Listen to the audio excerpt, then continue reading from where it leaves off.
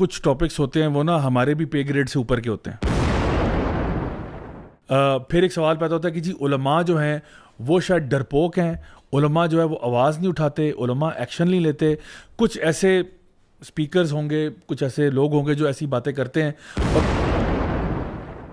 अल्लाह कहते हैं कि ये ऐसे डरते हैं इंसानों से जैसे कि अल्लाह से डरने का हक है, या फिर उससे भी ज्यादा। Brother Zia, his name is Sahil Adeem. Remember? Let me help.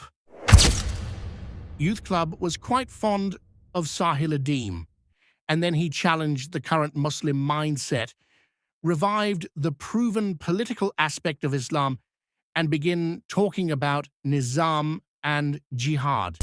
कुछ टॉपिक्स ऐसे होते हैं जो एक ख़ास इल्मी सतह पर ही डिस्कस किया जाए, हर लेमैन भी डिस्कस ना करे और एक तालिब इल्म भी उसको डिस्कस ना करे।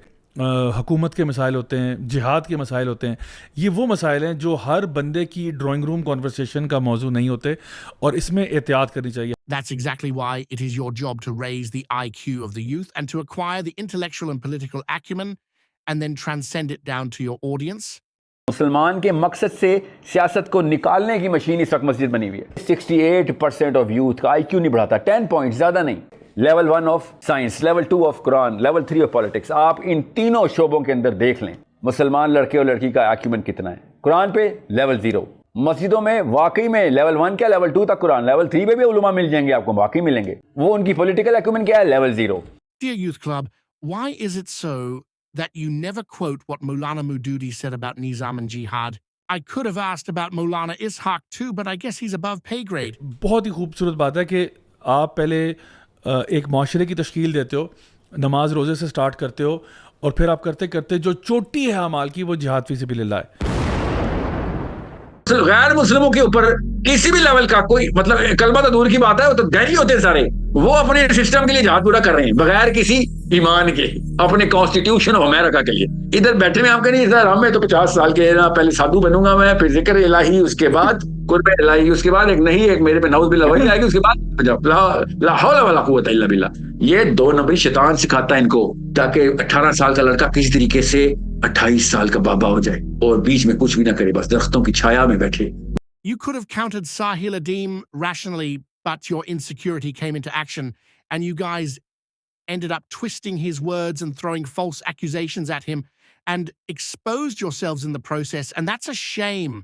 तो फिर ये आर्ग्यूमेंट आता है कि जी नमाज रोज़ा कुछ नहीं है, नमाज रोज़ा छोड़ दो, मौलवियों ने तुम्हारा दिमाग ख़राब कर दिया हुआ है।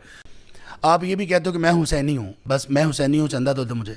क्या करना चंदा? फ़लस्तीन के आवाज़ उठाएं। वो ये कह रहे होते हैं उलमाए किराम, जो मैं कह रहा हूँ मुस्तनद है मेरा फरमाया हुआ, उसके मुताबिक कहें भाई जो मैं कह रहा हूँ। और ये बात फिरौन ने कही थी, ये बात फिरौन ने कही थी। ठीक है।